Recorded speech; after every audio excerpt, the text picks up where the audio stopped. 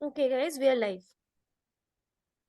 Thanks, Dipanjali. Good morning, good afternoon, good evening, where you are, my friends, my LinkedIn friends, and welcome to our deep dive into the world of employee stock option plan, which is called ESOPs also. And this is a very, very, very important LinkedIn Live because we will be talking about employee stock option plan across India, United States, and Singapore. In today's session, we will explore the significant role of ESOPs in these diverse economies, focusing on their impact on employee retention, compliance, and the startup ecosystem. In India, ESOPs have become a critical component in the startup environment. The Startup Pulse report 2023 by Elevation Capital reveals that Indian startup favor ESOPs, especially for senior leadership roles, with ESOPs allocations constituting 10 to 50% of the cash component offered to candidates in entry to mid-level roles. That means that Indian startups actually keep component of salary up to 50% in the ESOP segment as per the report which was released by Elevation Capital. And startups are increasingly offering additional equity grants to leaders in light of muted cash increments, demonstrating the growing importance of ESOPs in the Indian startup sector. The country has witnessed a remarkable growth in startup from 350 recognized startups in 2014 to over 90,000 recognized startups in 2023, including more than 100 unicorns. In the United States, the environment is much more evolved and matured. About 18% of the total employees have some form of ownership stake in their companies, with over 10 million Americans participating in ESOPs. The total wealth of employees in corporations with ESOPs amounts to 1.8 trillion USD. These plans are not only about wealth creation, but also about enhanced job quality, workplace culture. However, challenges such as underrepresentation of Black, Latino, and American women workers among ESOPs are there, which is evolving also. The average wealth per ESOP employee stands at 180,000 USD, which demonstrates significant financial impact of these plans. Singapore's approach to ESOP reflects its robust regulatory framework. ESOPs are emerging as a key tool for motivating, retaining, and engaging employees across various industries. The city state ensures strict compliance with regulatory standards, which is enabling a lot of global companies to move their base to Singapore because of the compliance and everything, which makes it easier to implement ESOP because the regulatory diligence fosters trust among employees and ensures fair and transparent operations. As we proceed, we will delve into how these regions utilize ESOPs not only as a financial instrument but also as a strategic tool for aligning employee interest with organizational goal. We will examine the unique challenges and opportunities each country presents, backed by insightful data, and also the impact of ESOPs in engaging journey to understand a role of ESOP in shaping business landscape, fostering employee loyalty in India, US, and Singapore. And with this, I also invite Somik from my team who will talk in detail about ESOPs. And I also thank Dipanjali for setting up this LinkedIn Live. So over to you guys. Over to you, Somik. Thanks, Alok. Thanks you so much for having me over here. I am putting my screen the slideshow basis. Let me know if you are able to see my full screen. Yeah, we are able to see your screen. You can start. Yeah, thanks. So I think Alok has given a brilliant introduction on why these ESOPs are important, what are the various statistics behind it, and how ESOPs are being used in the ecosystem in increasing the compliance framework, in increasing the employment retention technique, in increasing the motivation ways, right? So before we go deep in the ESOP structuring, ESOP compliance in India, US, Singapore, let's understand what is ESOPs, right? Now, ESOPs are traditionally options which are given to the directors, which are given to the shareholders, the employees, to retain them, to motivate them, and which have a performance scheme or a basis. If they stay periodically for a periodical of a time, they get the options at a discounted rate, right? So basically, any companies give their employee the ESOPs with a very, very nominal price they have to pay, and it's given if you stay in the company for a particular period of time or you achieve a certain performance level, right? So these are given so as to help and attract and reward employees. They help in increasing the job satisfaction rate. They somehow also help the companies to defer the compensation strategy altogether. The employees are in alignment of the goal, and of course there's a good retirement benefit altogether. So on as Alok was giving the examples, I remember when Zomato's IPO took place, few of the employees got rewarded up to 50 lakh 1 CR due to their ESOPs that they held, right? So it's a very, very good technique where in one hand you increase the job satisfaction level of the employees, and at the same time you defer the entire compensation things, right? Now traditionally we always have believed that ESOPs are the traditional ESOPs, that is, you stay for a particular point of time and you get the shares of the company at a discounted rate. And this is the traditional ESOPs that are given and which I've covered in the first point. But nowadays, as a situation evolved, as startup ecosystem got far more matured, they developed different varieties of ESOP plans. So one, of course, is the traditional ESOPs where we give them the options, and the employees at a particular point of time exercise it, and that's how they get the shares.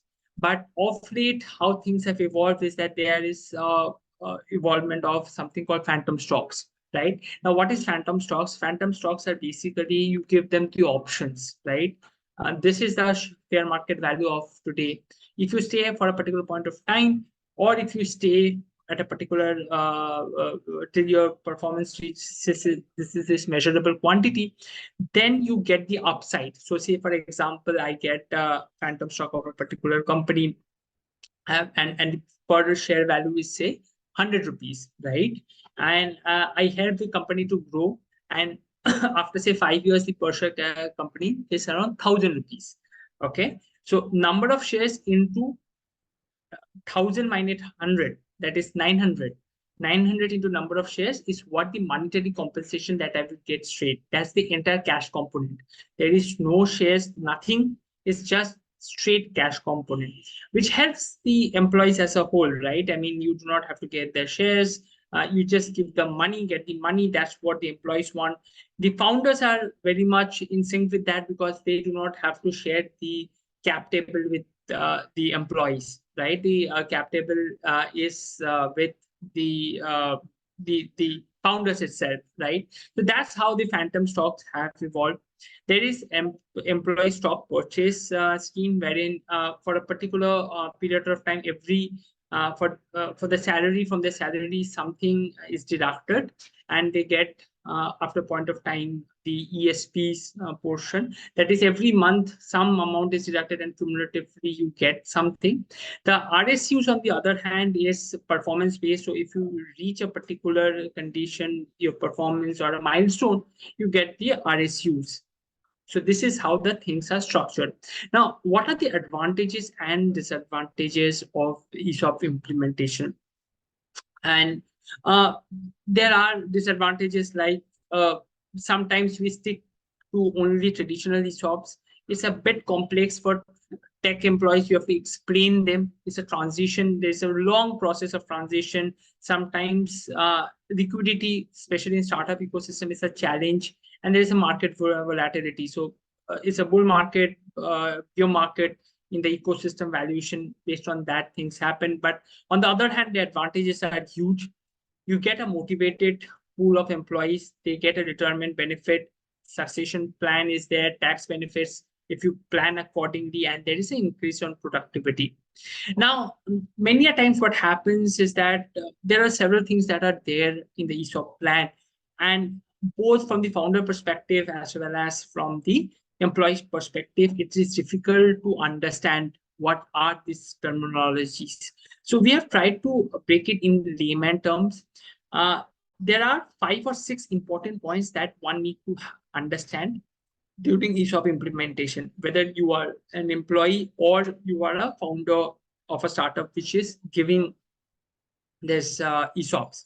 One is grant, that is the time when you actually offer the employees the number of options, and this is done on a particular grant date, that is the date when which the offer is made.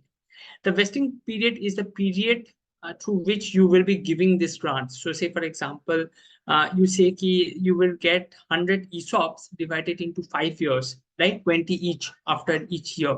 Now, this 5 years is called vesting period. The day this, say, in this 5 years, after 2 years, you decide to leave the organization. So it's 40 shares, that is 100 division by 5 into 2. So it's 40 shares. Now, that day, when you try to say, I want the shares for myself, that day is called exercise date. And this process is called exercise. Okay. Now, exercise period is when till the time you give the employees the option to buy. So say, for example, after 5 years, still this guy doesn't want to buy it, right? He says, I will continue as it is. And the company says, you have to buy within 6 or 7 years, right? So that period is called exercise period. If you do not buy it, it's called lapse of option. And at the price you buy it, it's usually the nominal rate, either 1 rupee or 2 rupee per share. This is called the exercise price. Now, how do one govern the ESOPs? Now, in India, it is governed under a company share capital and debenture rules, and it has to be read with Companies Act 2013. Now, it says that the ESOP can be given to both an Indian employee or a person outside India who is an employee. A director and can also be given, and an employee belonging to the subsidiary can also be given. However, you cannot give ESOPs to a promoter. Now, promoter is defined under Companies Act. So basically, anybody who has a direct or indirect control over the board of directors of the company or the decision making of the company is termed as promoter, right?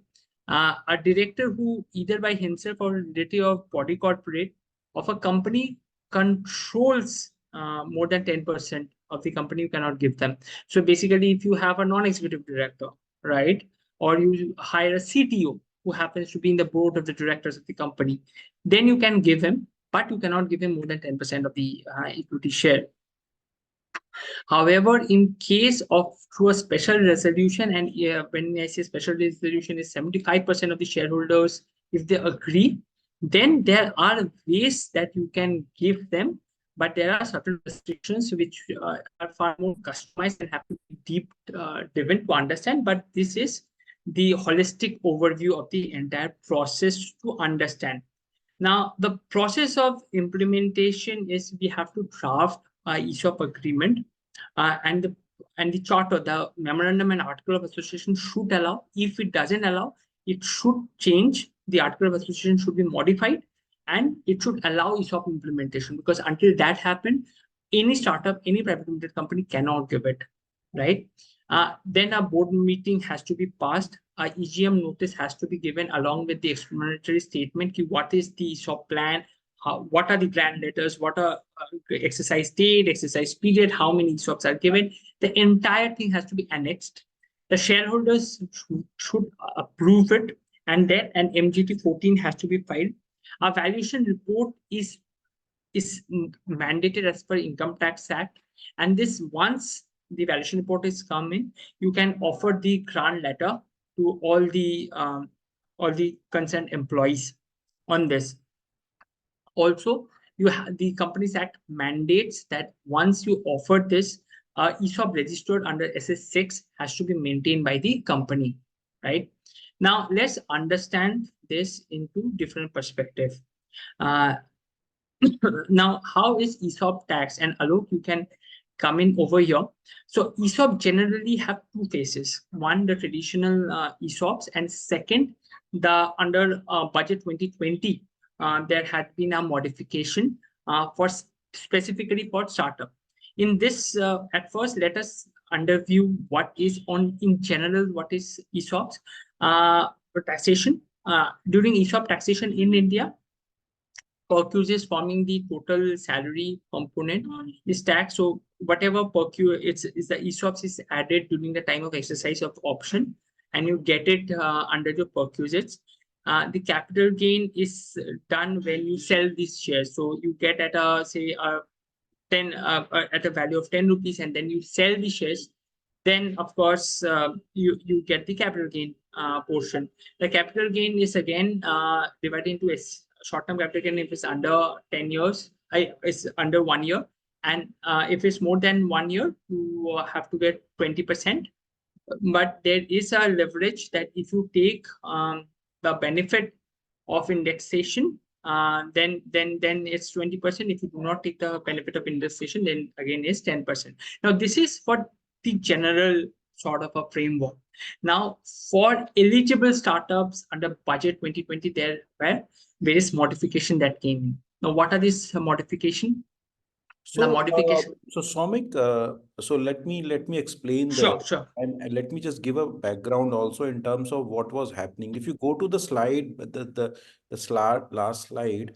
So what was happening, friends, is that since the tax was getting collected at two stages. So for ESOPs, the taxes were collected at two stages. One is at the time when the ESOPs are being assigned, and the perquisites and the difference between the uh, FMV of the shares and the exercise price. So, for example, I as a company, the FMV of per share of my company is say 100 rupees, and I am giving shares to my employees at 20 rupees. So 80 rupees is the difference which the employee is actually making extra, because they're getting a equity or a security or an asset which is lower to the market price on that particular day. So that 80 rupees is being taxed as a salary in the form of perquisites when for in the year in which this has been assigned or exercise. So basically the moment you exercise your right, you get that, and it has been taxed in that year. The second was that, so it was to bring at par with the cost of equity to the common public. So to the common public, if it's 100 rupees, to bring the cost at par, the government said that because you are getting something at a cheaper rate, so the difference you have to pay taxes on the difference. And the normal salary tax rate, depending on the individual slab, was fixed for taxing that perquisite. That's number one. Number two was when you were exiting. So when you were exiting, you were paying capital gain based long term, short term, depending on the period you hold, and also there is a indexation benefit which is given. The problem was that, so me go to the next slide. The problem was that what was happening is that so employees were actually paying taxes on something which they didn't realize. So I am paying taxes on the difference for which I have not even realized that gain. So startups are cash short, we all know. So what has happened is that the government, and there was a lot of representation which was made to the government. So the government understood this problem, and they said that instead of paying tax at the time of allotment or exercise, the perquisite amount which I'm talking about, employees of the eligible startups can now defer the tax payment until 48 months after the end of the relevant assessment year. So if you have been assigned the shares, say in this financial year, you can defer 48 months after the end of this assessment year on the sale of is or on the sale of ESOP shares, or when employee ceases to be employed by the ESOP allotting company, whichever is the earliest. So the government says, okay, fine, you don't pay taxes till 48 months, or till the time till you ceases to be employee of the company, or when you sell the ESOP shares. So this was done, and Eligible startups under the government which are recognized were not required to deduct TDS also on the ESOPs at the time of allotment or exercise. So this problem was reduced. The only problem now which stands, and which is also a big problem in the sense that because of the layoffs and because what is happening in the startup ecosystem and because of so many changes in the employment, if an employee leaves after 2 years, then at the time of leaving he has to pay taxes on the perquisite. So that problem still stays. So if today what has been removed is you do not pay till the time you do not leave the company, you do not pay till the time you do not sell your shares, you do not pay up to 4 years, whichever is the earliest. But still, if you leave the company within 4 years or if you sell the shares, then you have to pay. So the leaving of the company is still the problem, which still we are talking to the government, and let's see what happens if this comes this year. But this is a big challenge. There is no TDS now, that the burden has been removed, and the eligibility for all these things is that you must be recognized by DPIT. So it's not a standard startup recognition. It's a recognition which is specifically done for DPIT, which is Department for Promotion of Industry and Trade, and have obtained a certificate under Section 81I1 IAC. So this is basically that income tax exemption benefit wala point wherein you get an additional certificate, which is the third layer of startup recognition by the government. At that level, you are eligible to claim benefit of income tax, and you are also eligible for this exemption which is being given, or relaxation which is given to the employees of that particular startup. I think Right. I've made And clear. yeah, Alok, and one quick point also, you have put it brilliantly that it's not what every startups will get it.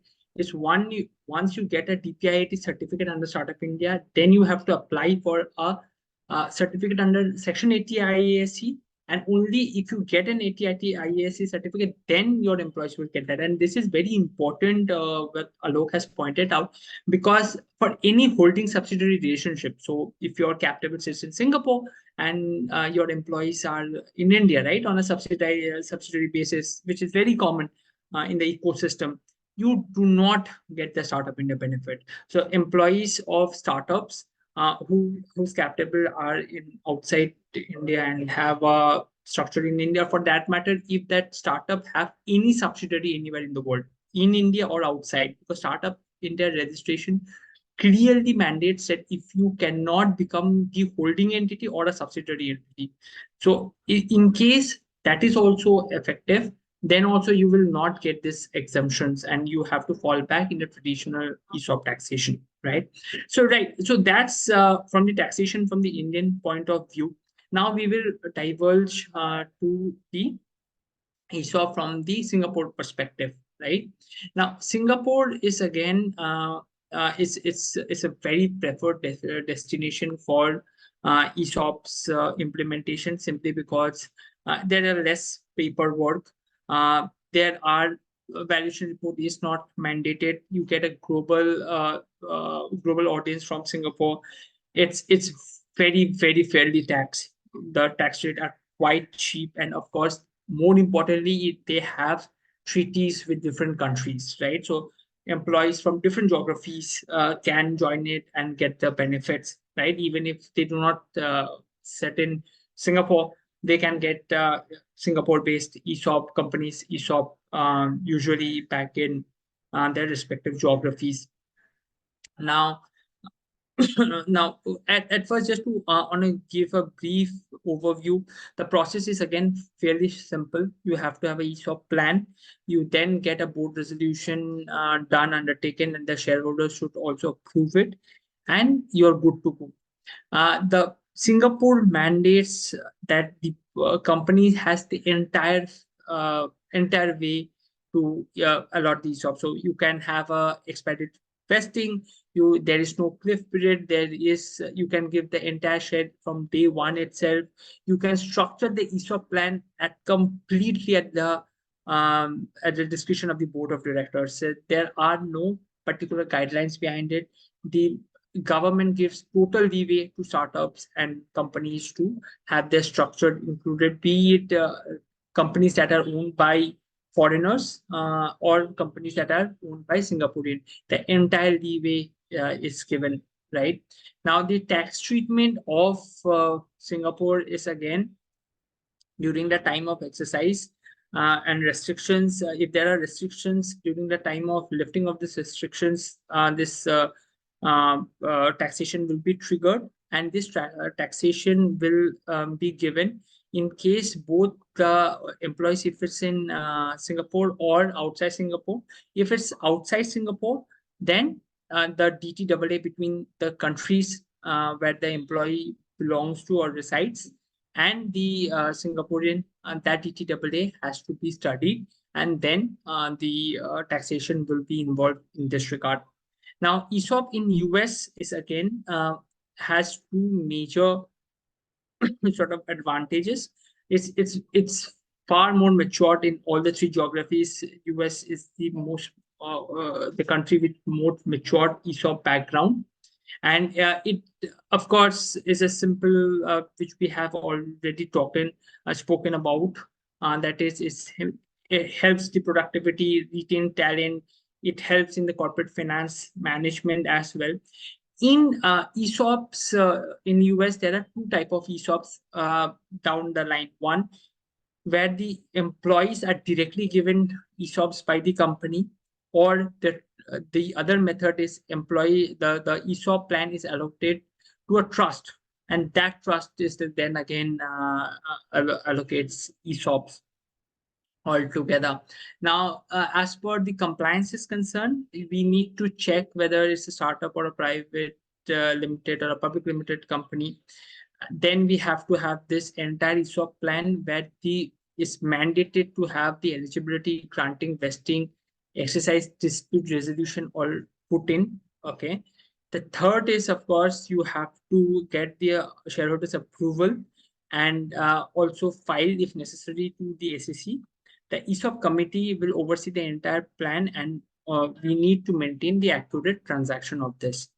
Now, taking all the three geographies into consideration, there is one more thing that people forget is the RBI compliance. So say, for example, if the company, the subsidiary is based in India, of the overseas company, or you are a shareholder of a foreign company back in India, or the Indian company issues shares to a foreign resident, right? In all the three cases, RBI compliance has to be done.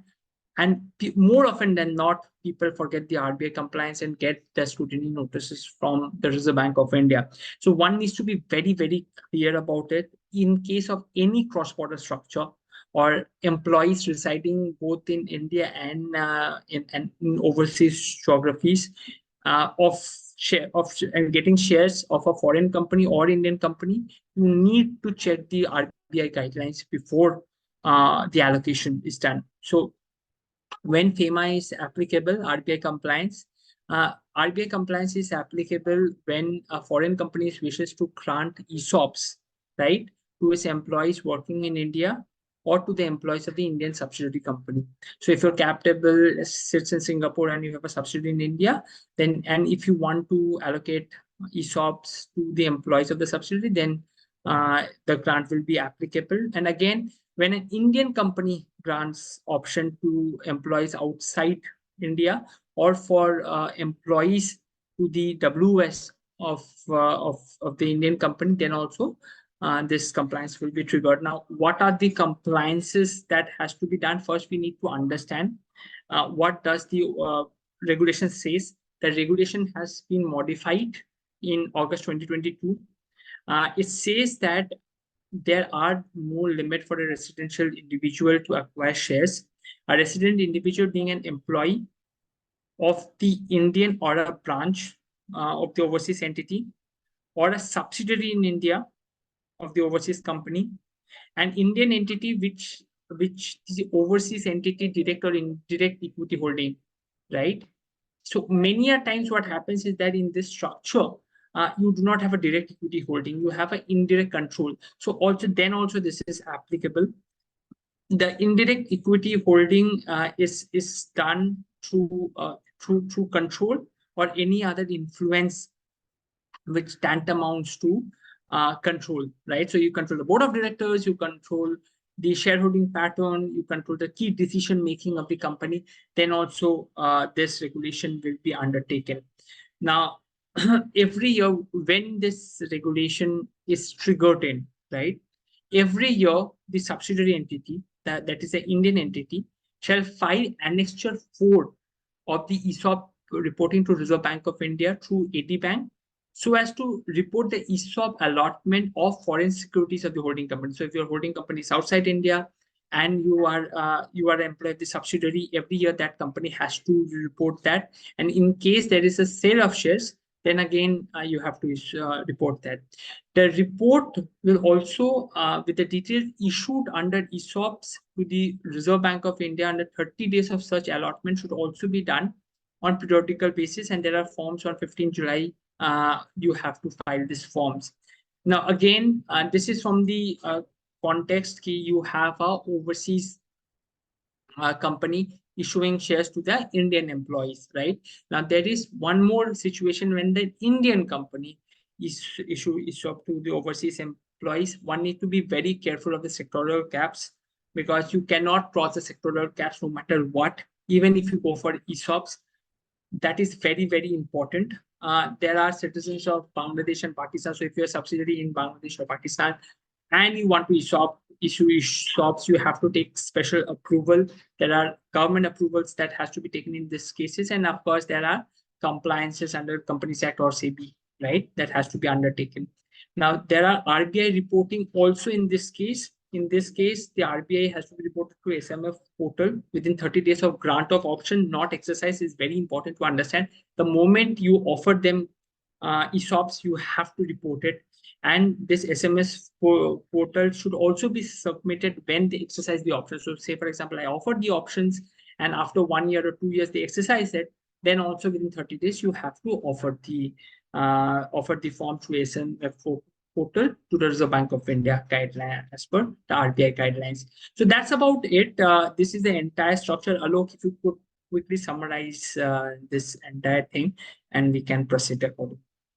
I think thanks, Somik, for that. So basically, uh, the overall objective of this LinkedIn Live was to ensure that we keep our founders on top of it, on top of the compliance, and while they fulfill the overall objective of retaining employees and delaying and postponing the cash outflow because they want to hire people at senior level, and also from a compliance perspective, how do they are on the top of the compliance vis-a-vis US, Singapore, and India.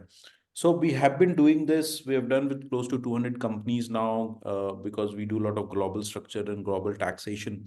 And with this, I think we are happy to go. And if you have any questions or issues while issuing ESOPs to your through your holding company or in India from a taxation perspective or RBI or corporate law, feel free to reach to us. We will be more than happy to support and help.